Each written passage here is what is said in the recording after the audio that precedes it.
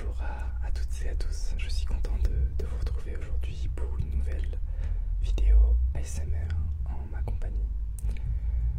Aujourd'hui, vidéo un petit peu spéciale puisque je ne l'ai encore jamais vue finalement, que ce soit sur des chaînes étrangères ou même françaises. À vrai dire, je cherchais une idée de vidéo, j'étais assis sur mon lit et je n'avais vraiment aucune idée. Et là, je tourne juste la tête à droite et je vois un objet que j'apprécie énormément. Et je me suis dit, mais pourquoi pas vous proposer ça en vidéo ASMR? Je vais m'expliquer très vite, vous demander un petit peu, mais quel est ce titre en plus? Quel est cet objet bizarre? Et bien en fait, avant de vous le présenter, je voulais un petit peu raconter comment j'ai eu cet objet. Depuis que je suis tout petit, j'ai comme voisin, donc en face de chez moi, un couple de personnes âgées. Et donc mes parents ont été très amis avec ces personnes âgées. Et quand j'étais petit en fait, j'allais de temps en temps chez eux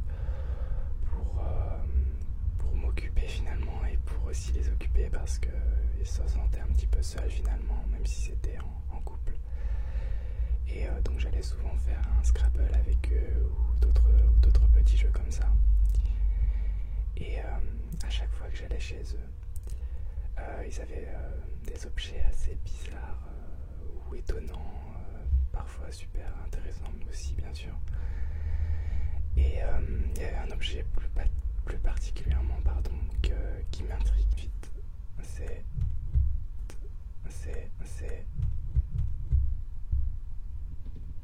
celui-là. Alors avant de vous montrer un petit peu tout ça, je vais continuer ma petite histoire. Alors, où en étais-je? Ah oui. Et cet objet finalement me faisait peur. Il me faisait très peur. C'était un personnage, alors de général, vous voyez, avec une grosse barbe et tout ça. Au départ, je pense que c'était un Père Noël un peu diabolique. Et oui, c'est vrai que ça me faisait assez peur, mais je n'osais pas trop m'approcher de cet objet, mais j'étais assez intrigué. Et un jour, lorsqu'on faisait une partie de Scrabble, je crois, si je ne me trompe pas, j'ai posé la question. Je me suis dit, quel est cet objet? À quoi il sert? Pourquoi un personnage comme ça, assez effrayant de votre salon? Et cette personne, donc la femme, m'a dit en fait que ce n'était pas un simple personnage barbu, mais c'est en réalité un casse-noisette. Alors, comment ça marche? Vous voyez là, je ne sais pas si vous allez bien voir, voilà. Là, il y a une bouche. Et derrière, donc à l'arrière, en dessous de son postérieur, il y a un genre de levier qu'on peut monter et descendre. Et lorsqu'on regarde en avant, regardez ce que ça fait. Ça ouvre sa bouche et ça la referme. Et du coup, il suffit de mettre une noix. Voilà, pour pouvoir la casser et ensuite la manger. Bon, bien sûr, c'est plus un objet décoratif plutôt que comment dire, plutôt qu'un vrai outil pour pouvoir ouvrir les noix.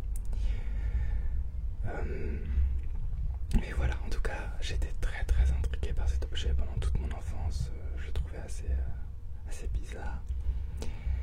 Et très récemment, il y a à peu près 2 ou 3 années, donc le mari de cette femme est décédé, donc mon voisin.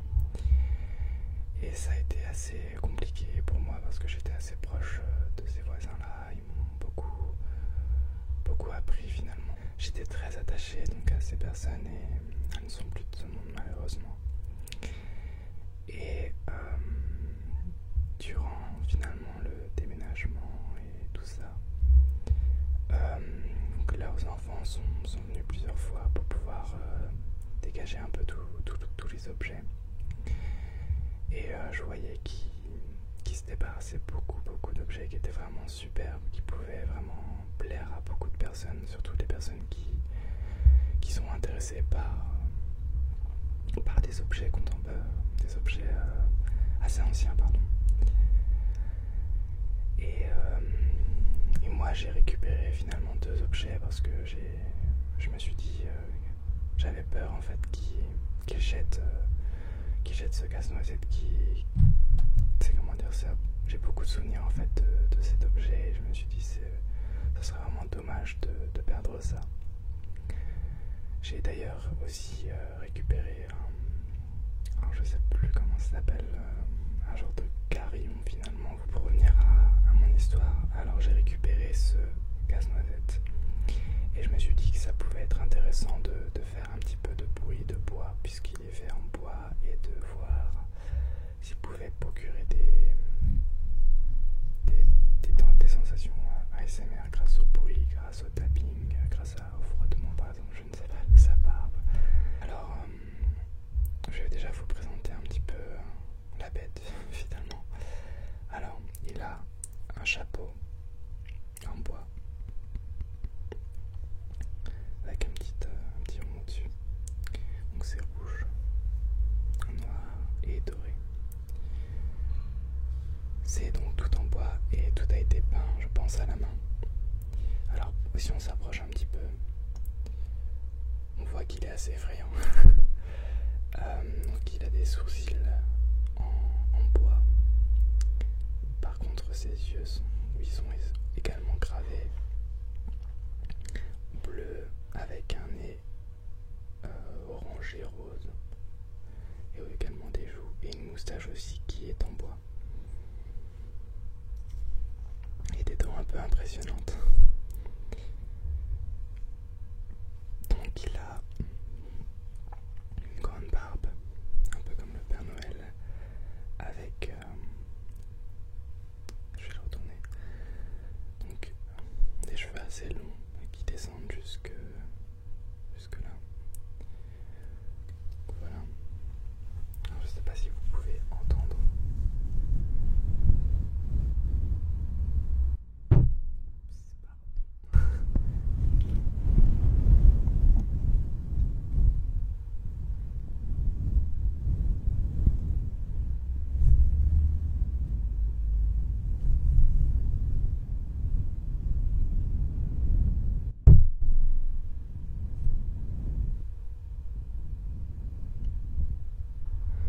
Ensuite, si on continue, donc il a un uniforme donc qui est bleu avec des petits points jaunâtres et une ceinture, des épaulières. Donc voilà, on va repasser sa barbe. Et ensuite un pantalon avec des bottes très très longues et ça tient sur un socle gris. Voilà. Alors je pense que c'est un objet qui est très très très ancien et donc qui est très fragile. Donc j'essaie vraiment de faire attention à cet objet et lorsque je l'ai récupéré d'ailleurs il y avait un peu de poussière sur le haut de son chapeau. Alors au niveau du bruit du bois, alors on va essayer de faire quelques bruits déjà avec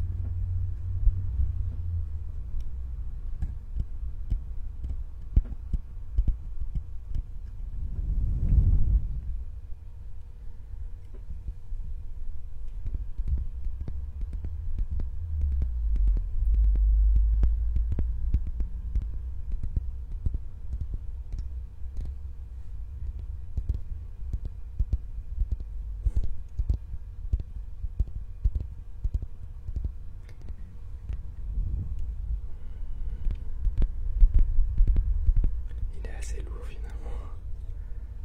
C'est assez lourd, je sais pas combien ça fait, mais ça doit faire au moins, je sais pas, peut-être 5 kilos. Un petit peu, peut-être un peu moins, je pense, mais bon. Donc voilà. Bon, j'espère que la vidéo vous a plu. C'était un petit peu un test. En plus, je filme en pleine journée. Alors, j'ai été coupé plusieurs fois. C'est peut-être pour ça que j'ai l'air un peu énervé maintenant. Mais bon, c'est pas trop grave. J'espère que la vidéo vous a plu. N'hésitez pas à aimer la vidéo, à commenter si ça vous a plu ou si ça ne vous a pas plu. Et moi, je vous dis à la prochaine pour une autre vidéo.